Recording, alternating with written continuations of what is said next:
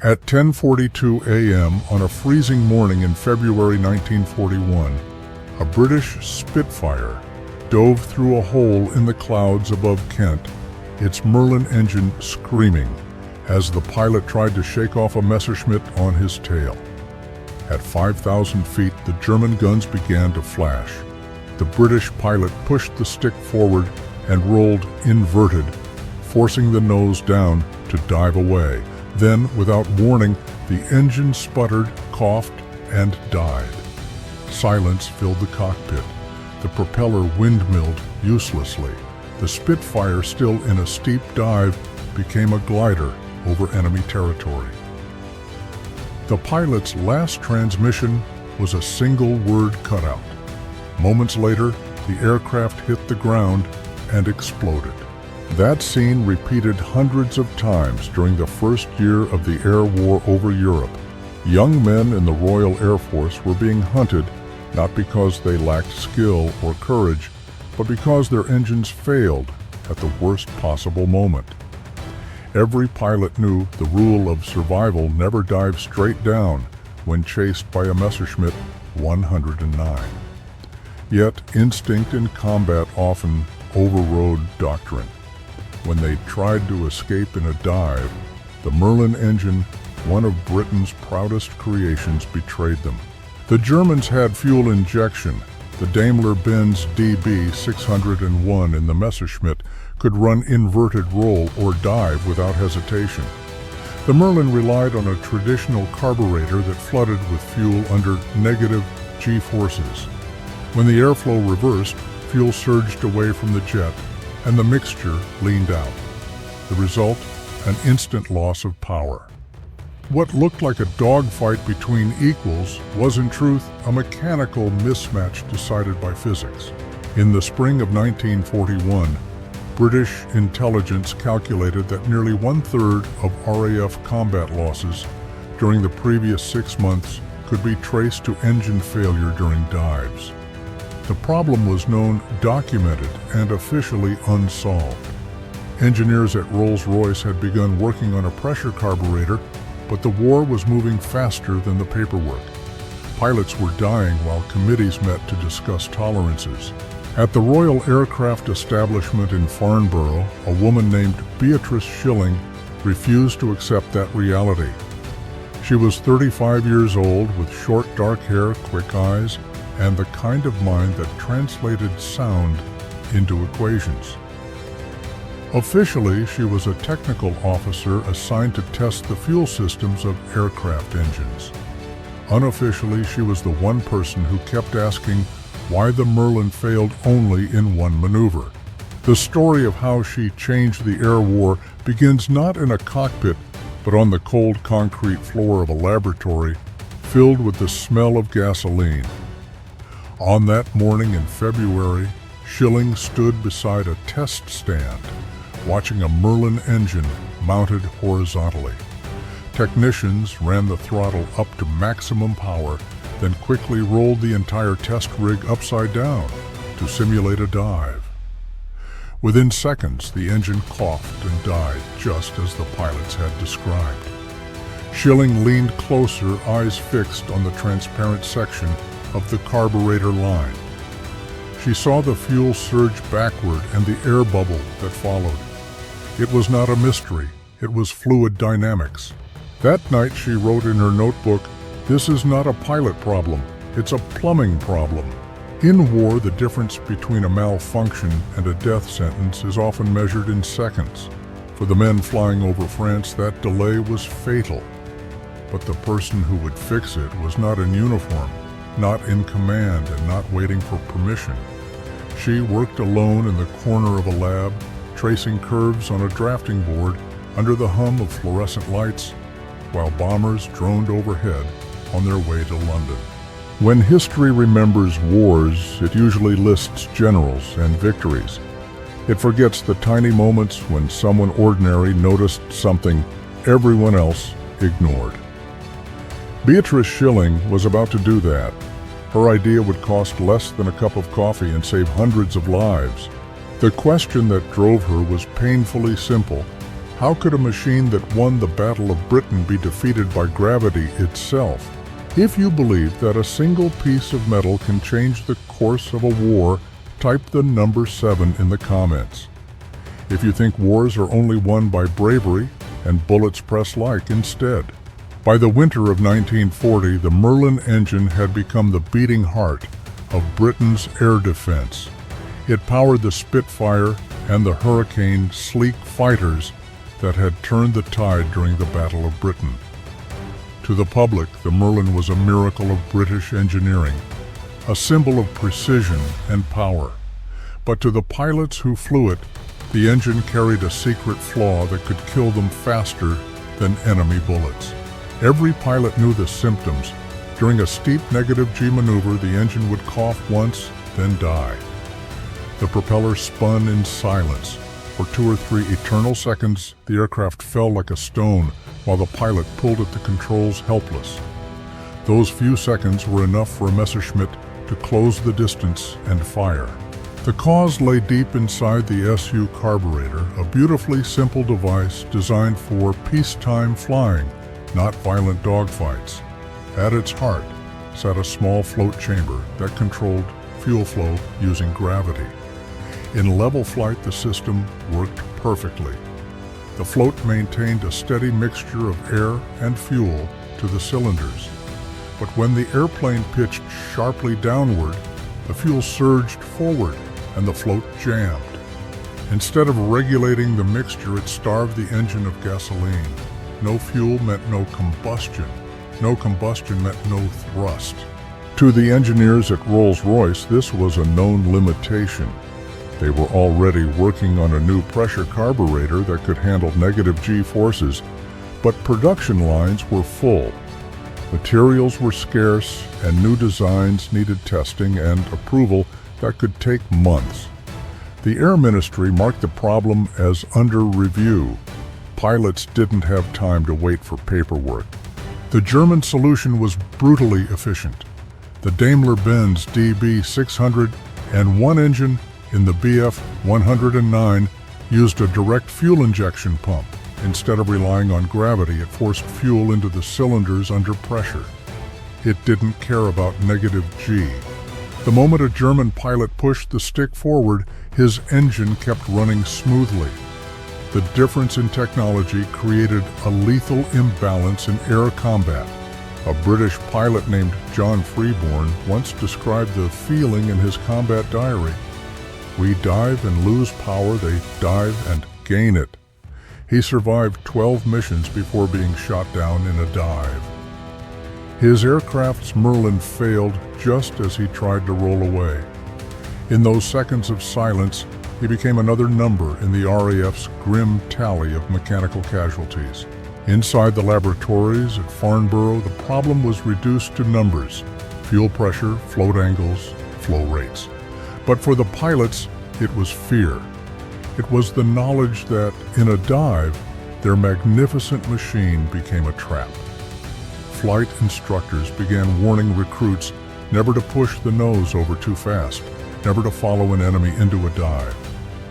Tactics manuals were rewritten with those words underlined in red. Still, instincts in battle betrayed them.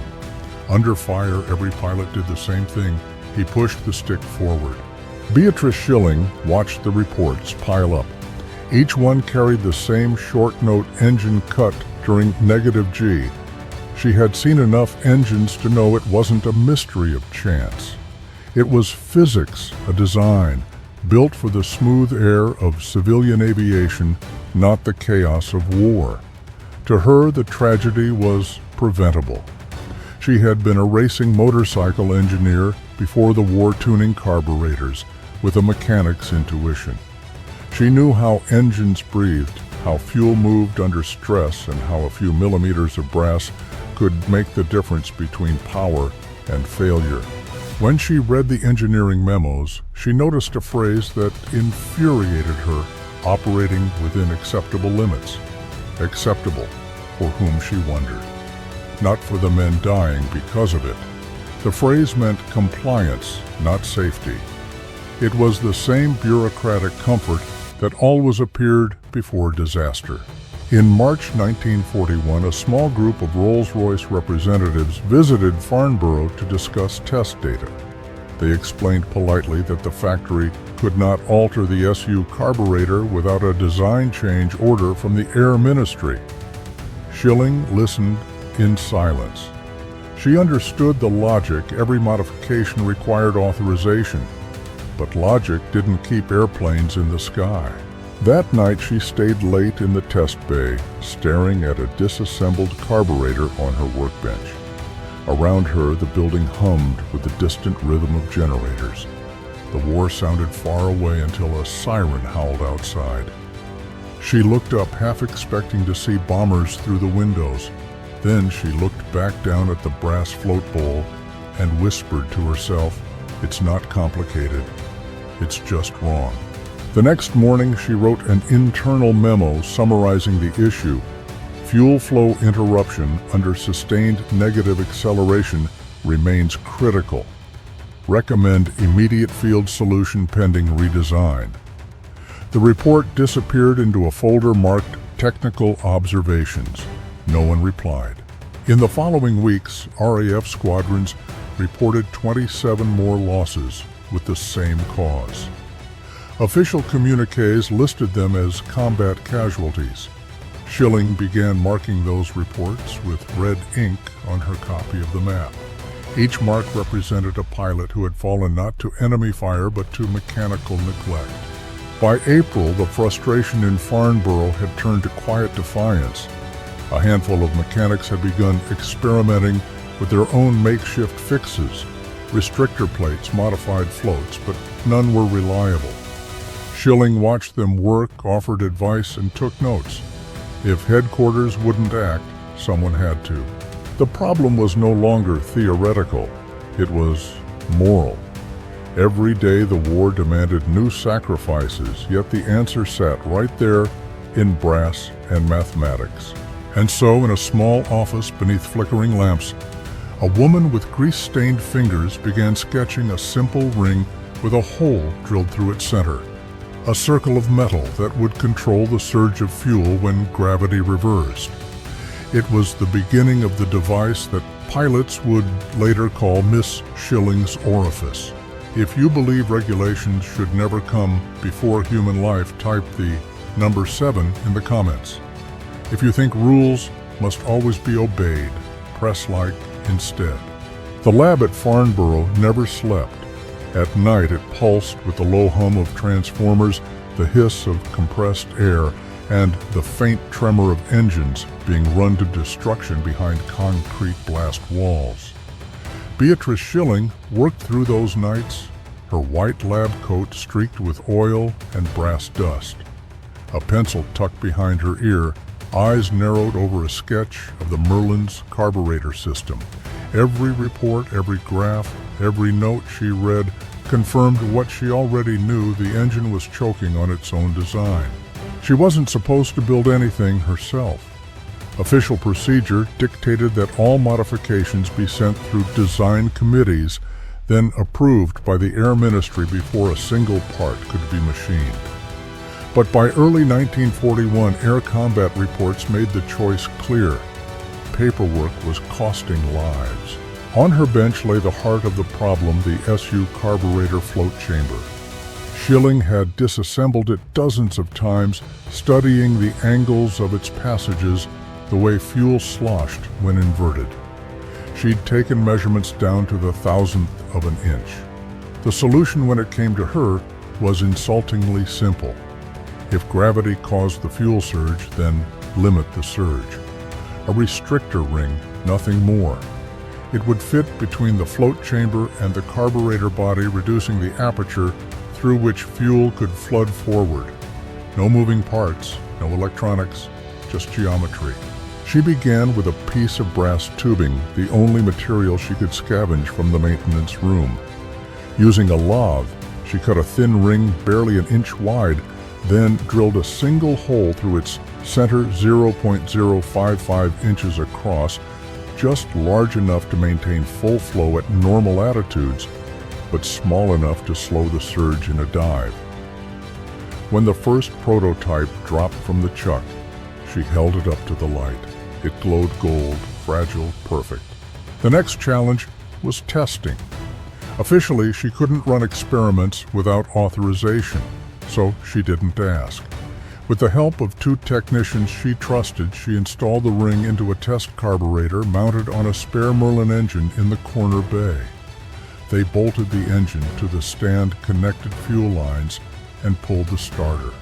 The 12 cylinders roared to life, the floor trembling beneath their feet. "Ready," one technician shouted over the noise. "Roll it," Schilling replied. The rig rotated 90 degrees to simulate a dive. The pressure gauge dipped, then steadied. The engine never missed a beat. For the first time, the Merlin kept running inverted. Schilling exhaled and smiled faintly. A fix had been hiding in plain sight. Word of the test spread through the lab like static electricity. Mechanics began stopping by her bench to see the tiny brass ring. Some laughed, some shook their heads, most just stared.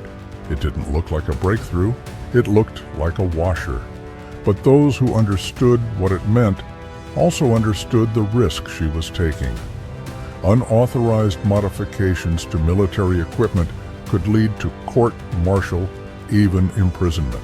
Her supervisor, a man named Dr. Johnstone, summoned her the next morning. The conversation was brief. "You performed an unsanctioned experiment," he asked.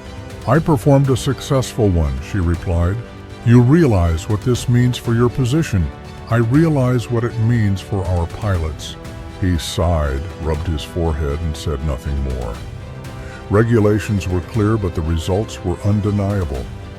Officially, the experiment would be under review. Unofficially, no one told her to stop. That night, she machined 10 more rings. Each took less than 20 minutes. By dawn, she had a small box filled with golden circles, 10 chances to keep 10 engines alive. Within a week, Schilling and 2 technicians loaded those parts into a Royal Air Force van and drove through the rain to an airfield in Kent. The smell of fuel and grass mixed in the cold air as they pulled up beside a line of Spitfires, their noses streaked with oil and battle grime. Mechanics watched curiously as Schilling climbed onto the wing of one aircraft and opened the cowling. "What's that, miss?" one of them asked, holding the carburetor bolt. "An orifice plate," she said simply. "Try it and your pilot will thank you." They fitted it to a Merlin, started the engine, and throttled up. The Spitfire's propeller blurred to a silver disc. A pilot climbed in, taxied out, and took off into the gray morning. Everyone watched as he rolled the plane inverted and dove. The roar of the Merlin continued, smooth and unbroken. When the aircraft leveled out, the pilot's voice crackled over the radio. "Bloody thing didn't quit." By that afternoon, every mechanic on the field wanted one of those rings. They began calling it Miss Schilling's orifice, half teasing, half reverent. Schilling didn't mind the joke. She cared that it worked. Within days, she was traveling from base to base, installing her modification in squadrons across southern England. She carried her tools in a small leather case and a notebook full of fuel flow calculations. She refused to delegate the work. If it fails, she told her team, "I'll be there to see why." She worked without pay for the overtime, often sleeping in hangars beside the aircraft she just fixed. The sound of engines testing through the night became her lullaby. Each morning she woke to new reports, pilots who'd come back from dives, alive aircraft that no longer died in silence. Still, the bureaucracy lagged behind. The Air Ministry hadn't approved her modification. Rolls-Royce hadn't updated its drawings. Officially, the carburetor problem was still under study, but out in the squadrons, the problem had already been solved by a woman who refused to wait for permission. The first batch of 500 rings was produced at Farnborough using scrap metal and spare machining time. The second batch was made by a motorcycle parts supplier in Birmingham. By the summer of 1941, almost every Spitfire and Hurricane in active service carried her invention. No medals, no headlines, just a brass ring that cost $2 and saved hundreds of lives. If you believe progress belongs to those who act, not those who wait, type 7 in the comments. If you think war should never depend on rule breakers, press like instead. The morning of March 5, 1941 was cold and windless, the kind of day that made sound carry for miles. At RAF Gravesend, engineers and mechanics clustered along the edge of the runway, their coats buttoned to the throat, watching the metallic glint of a Spitfire warming its engines. The aircraft trembled against its brakes as the Merlin roared to full power, exhaust flames licking from the stacks. Beatrice Schilling stood among them, a clipboard in one hand, a stopwatch in the other. Her brass ring was installed in that aircraft. If it failed, she would see it fail with her own eyes. The pilot that day was Squadron Leader Tony Martindale, a combat veteran known for pushing airplanes and test pilots to their limits. He leaned out of the cockpit window and shouted over the noise, "Ready for your miracle, Miss Schilling." She didn't answer. She just nodded once. The canopy slid shut with a metallic snap, and the Spitfire began its takeoff roll. The aircraft lifted smoothly into the pale morning sky, climbing into a wide arc over the airfield before leveling off at 10,000 feet. Over the radio, Martindale's voice crackled through the static. "Commencing negative G test. Watch your gauges." Everyone on the ground fell silent. The Merlin's deep, throaty growl filled the air as the Spitfire rolled, inverted, and pushed into a dive. Normally, at this moment, the engine would sputter, cough, and die. Instead, it kept running, full power. The sound didn't falter. Schilling's stopwatch clicked. 5 seconds, 10, 15, still running. The men around her looked up, mouths slightly open, as the silver shape dove toward the horizon, streaming vapor in its wake. When Martindale leveled out, the Merlin continued to sing smooth as silk. Over the radio came a laugh, sharp, disbelieving. "It bloody well works." Cheers erupted along the runway. Mechanics threw their caps in the air. Even the hardened test officers couldn't help but grin. Schilling said nothing. She only lowered her clipboard and exhaled the tension draining from her shoulders. Months of frustration, arguments, and quiet defiance had finally turned into sound, the uninterrupted roar of an engine that refused to die. The test data confirmed it. With the restrictor plate installed, the Merlin maintained 98% of its rated power during negative G dives. Fuel flow fluctuation dropped from 12 cubic inches per second to less than 1. In practical terms, it meant the Spitfire could now chase a Messerschmitt into a dive and fire first. For the first time, gravity was no longer the enemy. 2 days later, Schilling supervised a second round of trials, this time with 5 aircraft. The pilot's men who'd lost friends to engine cutouts were skeptical at first. One of them, Flight Lieutenant David Goodwin, remarked, "If this thing really works, it's witchcraft." They took off in formation, climbed to altitude, and rolled into synchronized dives. The airfield trembled under the sound of 5 Merlin engines howling in unison. Every engine held power. When they landed, their faces said everything.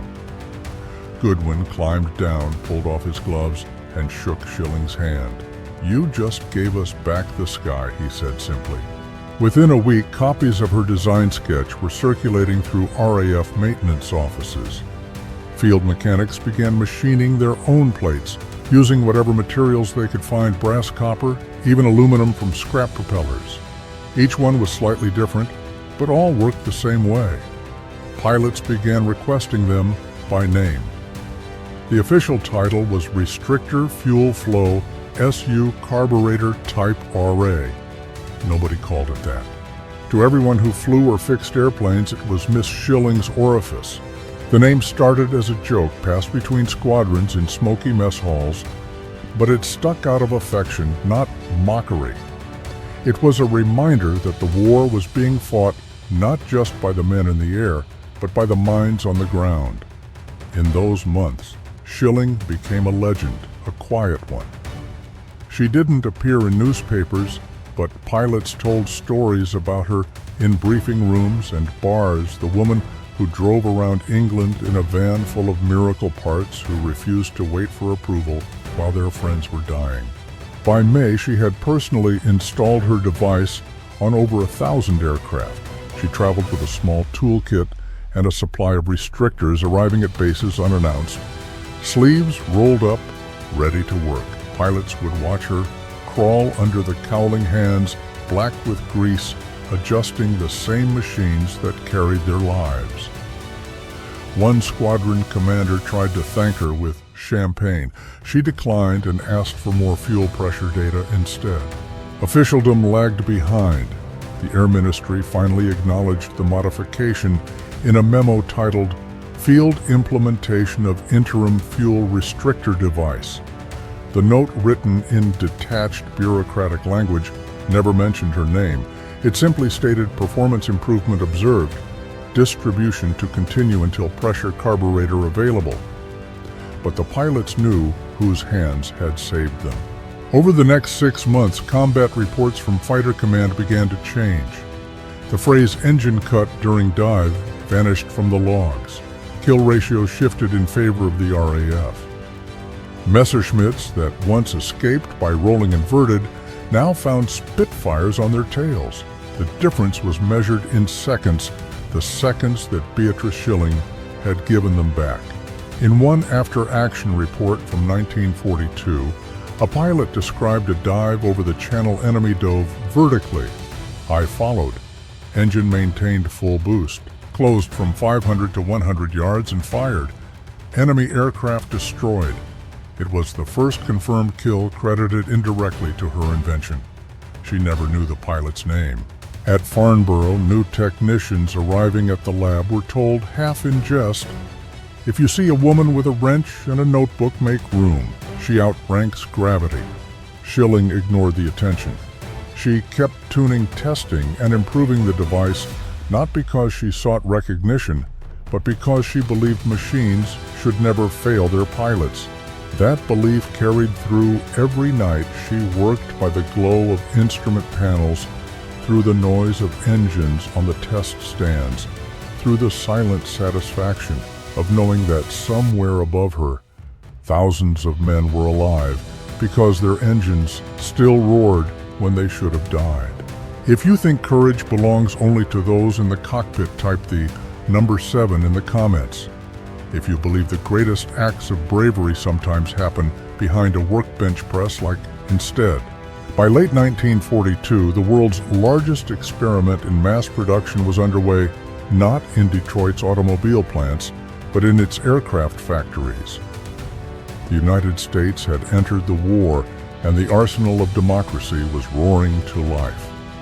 Assembly lines, once devoted to Buicks and Fords, now built bombers, fighters, and engines by the tens of thousands. Among those engines, one stood above all others, the Rolls-Royce Merlin, reborn as an American product. Across the Atlantic, in a brick building on East Grand Boulevard, the Packard Motor Car Company had been selected to license build the British design. Engineers from Rolls-Royce arrived in winter coats, clutching blueprints that had crossed the ocean under the military escort. They unpacked crates marked Confidential Merlin Frigs and began explaining the intricacies of British craftsmanship to a workforce used to tolerances measured in thousandths of an inch. "Every Merlin is hand-built," one British engineer warned. The Packard supervisor simply smiled. "Not for long," he said. Within months, Packard transformed the Merlin from an artisan's masterpiece into an industrial miracle. Machinists retooled their lathes. Women on the line learned to rivet crankcases and polish valve seats, and conveyor belts moved engines at a pace no one in Coventry could have imagined. The first production model, designated the Packard V1651, rolled off the line in August 1941. It produced the same 280 horsepower as its British cousin, but with tighter tolerances and interchangeable parts.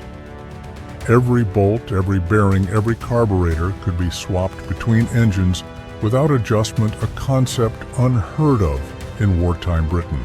And inside that carburetor sat a legacy, the tiny brass restrictor that Beatrice Schilling had designed the previous year. Her fix, originally machined by hand in a lab at Farnborough, had now become part of the engineering drawings supplied to Packard. The Americans didn't call it Miss Schilling's orifice. They listed it as Restrictor Plate Carburetor Type SU Standard Fitment. It was no longer a field modification. It was a specification. In those early months, Packard produced fewer than 10 Merlins a week. By mid-1943, the number had risen to over 400 per month. The plant employed 12,000 workers, half of them women, turning raw aluminum and steel into the heartbeat of the Allied Air Force. Each finished engine was test run for 30 minutes, then sealed in a wooden crate bound for factories in California or Texas, where it would be installed in a new kind of aircraft, the P-51 Mustang. Before the Merlin, the Mustang had been a promising but flawed design. Its Allison engine performed well at low altitude, but gasped for air above 15,000 feet. With the Merlin installed, the transformation was instantaneous. The P-51B could climb higher, fly faster, and range farther than any fighter in the world. Its service ceiling jumped from 25,000 to nearly 40,000 feet. Its range expanded to more than 2,000 kilometers, enough to escort bombers all the way to Berlin and back. For the pilots of the 8th Air Force, that range meant survival. Before the Merlin Mustang arrived, bomber losses over Germany averaged 30% on deep penetration missions. By late 1944, with Mustangs overhead, losses fell below 5%. The skies that had once belonged to the Luftwaffe now belonged to the Allies. And buried inside every Merlin that powered those Mustangs was the small ring that kept its fuel steady under any maneuver. The philosophy behind that success was purely American scale repetition and relentless precision. In Britain, each Merlin had taken 400 man-hours to build. In Detroit, the same engine took 200. Packard installed air gauges at every station, color-coded checklists, and a rotating inspection crew that measured valve clearances with feeler gauges stamped. Confidence is not a measurement. By 1944, total output had reached more than 55,000 engines, each one identical, each one bearing a stamped serial number that traced its lineage back to the drawings from Farnborough. The British engineers who had once doubted mass production were astonished. "They make them like toasters," one was heard to say, but the results spoke louder than pride. A single Packard plant could produce more Merlins in 1 month than Rolls-Royce could in half a year. That sheer quantity didn't just fill the skies, it redefined what industrial warfare meant. At the center of this transformation was an idea that started with a woman working alone at a bench, driven by the conviction that machines should never fail the people who rely on them. Her design was no longer just a solution to a carburetor problem. It had become a principle of engineering. Fix the weakness, standardize the fix. Build it by the thousands. In August 1943, a Packard supervisor named George Thorpe wrote to the Air Ministry, "We are installing the British restrictor modification on all carburetors. Engine performance in negative acceleration tests shows no power loss." It was the first time the American manufacturer officially credited a foreign field innovation. Schilling never saw the letter, but it was her triumph nonetheless. the ripple effect reached beyond the Mustang. The same principle of fuel restriction was later adapted to the Merlin-powered Mosquito Lancaster and even the American P-40F.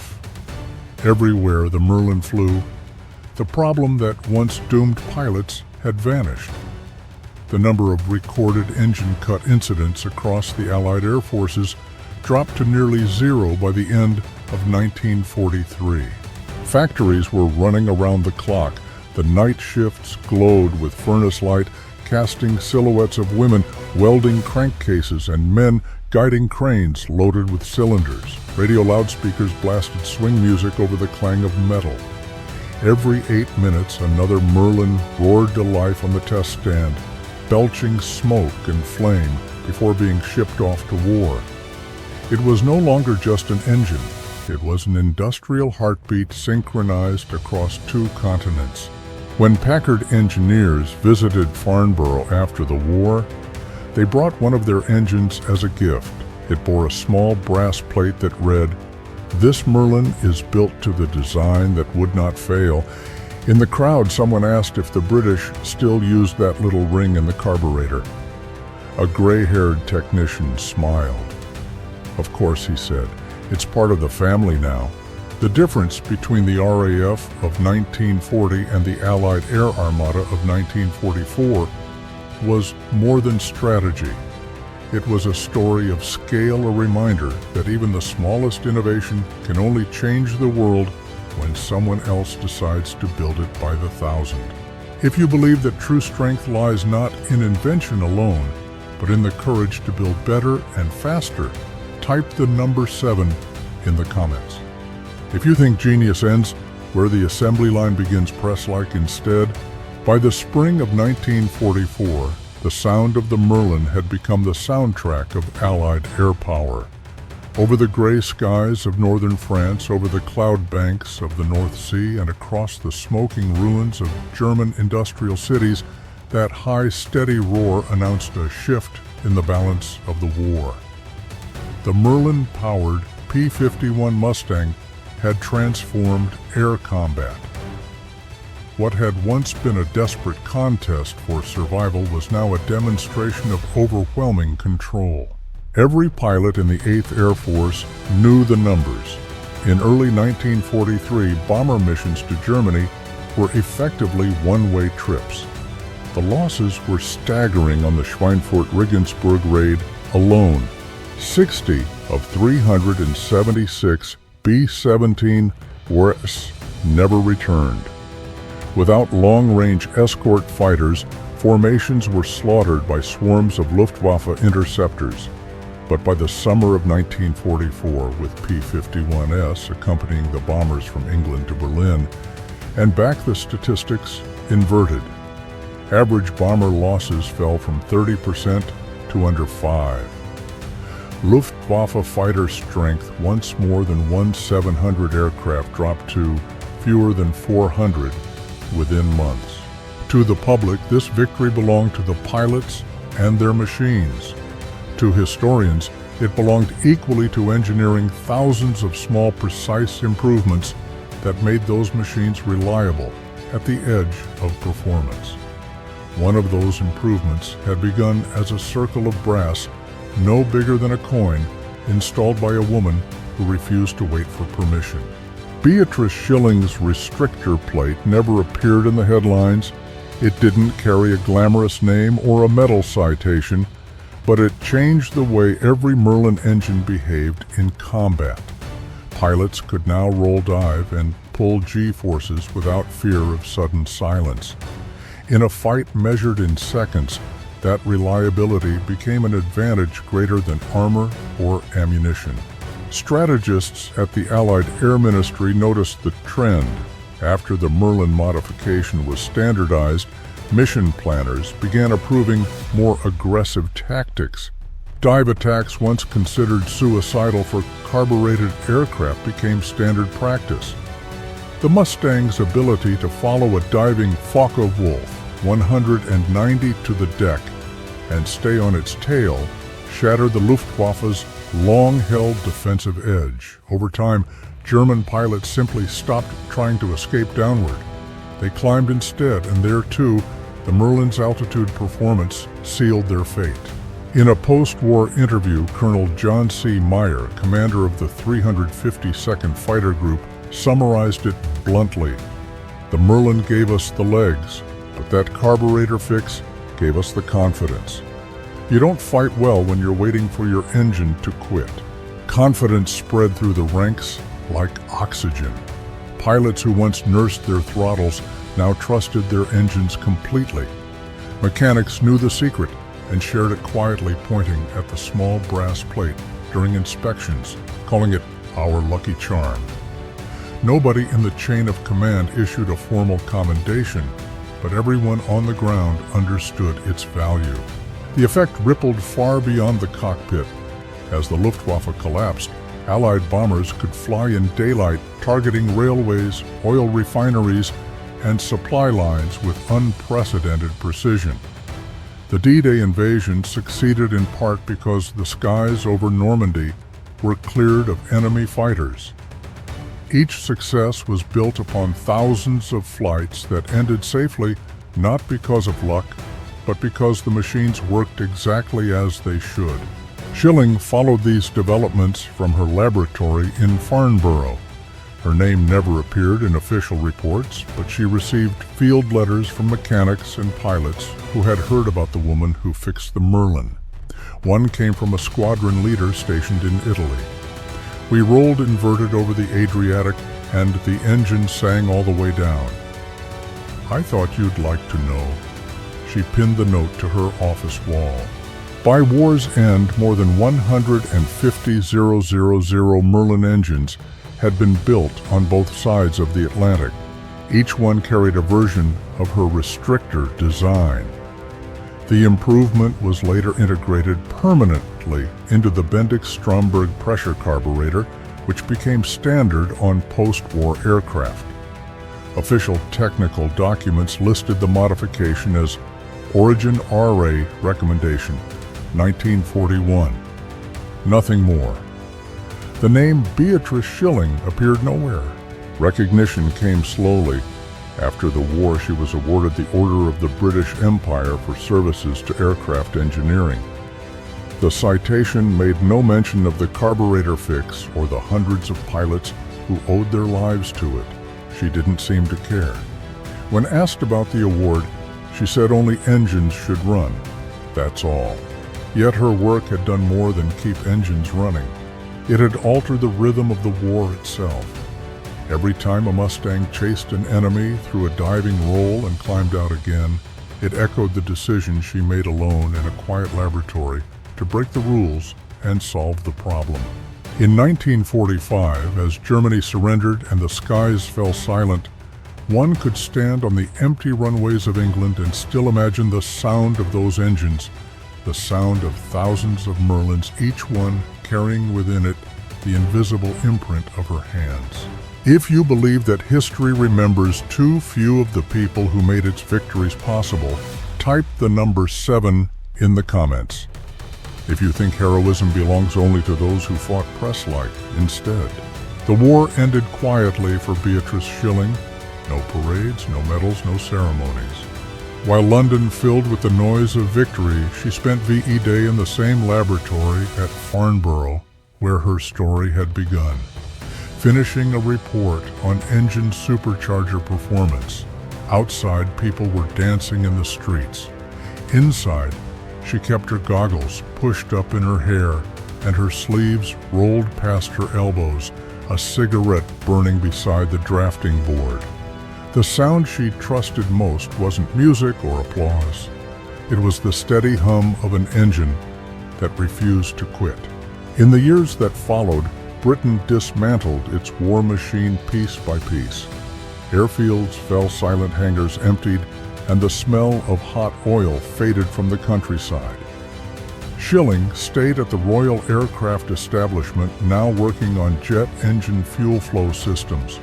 The carburetors that had once consumed her life were relics of an earlier age, replaced by turbines and nozzles that obeyed a new science. Yet she carried the same philosophy into every design: find the weak link and make it strong enough to survive anything. Her colleagues remembered her as exacting and unflappable.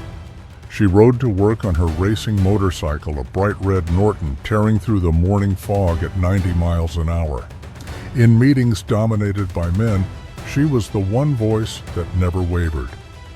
When an engineer once dismissed her suggestion with, "That's not the standard procedure," she replied, "Standard procedure kills innovation. We can do better."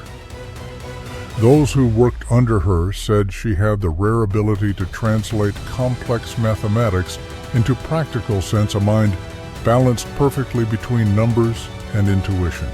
Despite her achievements, the story of her wartime invention faded into obscurity. The official histories of the Merlin engine credited Rolls-Royce for design excellence, Packard for industrial scale, and the RAF for courage. No mention of the brass ring or the woman who had built it in secret. It was as if her contribution had been too small to matter or too inconvenient to fit into the legend of male engineers and fighter aces. She never protested. "I didn't do it for recognition," she told a colleague years later. "I did it because it needed doing." In 1960, she retired from government service, her notebooks full of sketches and flowcharts that spanned 3 decades of aviation history. When she left Farnborough for the last time, she handed her personal tools, a micrometer, a slide rule, and a small lathe to a junior engineer with the words, "Never wait for permission to fix a problem." Then she and her husband, George, also an engineer, returned to their cottage in Surrey, where she built engines for racing motorcycles in her garage. Even in her 60s, she could still be found tuning carburetors with her hands blackened by fuel, a smile hidden behind the smoke of her cigarette. For decades, her name remained a footnote in scattered archives. Then, in the early 1990s, a young aviation historian named Paul Whitworth stumbled upon a reference in an RAE maintenance log field installation of B shilling restrictor plate successful. Intrigued, he tracked down surviving test reports and letters from pilots who had flown with the modification. The deeper he dug, the clearer the story became. A single engineer acting outside official channels had corrected a flaw that saved hundreds of lives and reshaped aerial warfare. When Whitworth finally located her surviving papers, he realized the scope of what she had done. Using statistical data from fighter command and production records from Packard, he estimated that more than 140 000 Allied aircraft had flown with her restrictor. The improvement reduced mechanical failure rates by 18% across all Merlin variants. It may be the smallest part to ever alter the outcome of a global war, he wrote in his book, Engines of Victory. By then, Schilling had already passed away. She died in 1990 at the age of 81, quietly as she had lived. Her obituary in the Times devoted 2 sentences to her wartime contribution. It did not mention the laughter of the mechanics who first called her invention Miss Schilling's orifice, or the roar of the Spitfires that no longer stalled when they dove into battle. But somewhere in an Air Museum display case, a single brass ring was mounted beneath a caption, "Carburetor Restrictor Plate," designed by Dr. Beatrice Tilly Schilling, 1941. Visitors passed by without noticing it, just another piece of metal among propellers and pistons. Yet for those who knew, that ring represented something larger than engineering. It was defiance cast in brass. It was proof that a line on a drawing board could outlive the empires that built it. Today, the name Beatrice Schilling appears in textbooks on aeronautical design, in documentaries about the Battle of Britain, and in museums where her photograph, goggles around her neck sleeves rolled up, finally hangs beside the machines she helped perfect. Students studying mechanical engineering learn her equation for fuel flow under acceleration still referenced in modern design manuals. But the lesson she left behind wasn't mathematical, it was moral. Innovation, she once said, is an act of courage disguised as curiosity. She proved that sometimes the greatest heroism doesn't come from flying higher or shooting faster, but from refusing to accept that good enough is ever good enough. When history lists its heroes, it rarely includes the ones who held a wrench instead of a weapon. Yet, without them, the stories of courage in the sky would have ended in silence. If you believe those quiet innovators deserve to be remembered, type the number 7 in the comments. If you think stories like this should never fade again, press like and subscribe, because there are hundreds more waiting to be rediscovered.